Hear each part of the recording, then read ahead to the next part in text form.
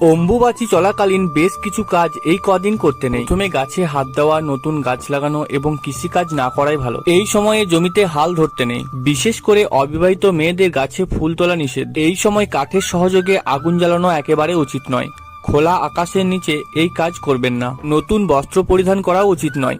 এই সময় নখ কিংবা চুল কাটবেন না। নদীতে বা কোনো খোলা জলাশয়ে স্নান করা উচিত নয়। এই সময় পুজোর আসনে বসে মন্ত্র উচ্চারণ করতে নেই। দীক্ষা নেওয়া থাকলে গুরুমন্ত্র অবশ্যই জপ করবেন। এই 3 দিন ব্রহ্মচর্য পালন করতে পারেন। নিরামিষ খাওয়া ভালো। বাড়িতে যেসব দেবদেবীর মূর্তি রয়েছে সেগুলিকে লাল কাপড় দিয়ে ঢেকে রাখুন। শঙ্খ বা কাঁসর ঘণ্টা একেবারেই বাজাবেন না। মাটি খুঁড়ে কোনো কাজ করবেন না। লোহার তৈরি কোনো জিনিস বাড়িতে আনবেন না। 3 দিনের নিয়ম বা বিধি কেটে গেলে ঠাকুর ঘরের দেবদেবীদের মূর্তি থেকে লাল কাপড় সরিয়ে দেবেন। বাড়ির সমস্ত কিছু পরিষ্কার করে গঙ্গাজল ছেটাবেন। দর্শক বন্ধু, ভিডিওটা ভালো লাগলে লাইক করবেন, কমেন্ট করবেন, শেয়ার করবেন। আর আপনি যদি এই চ্যানেলের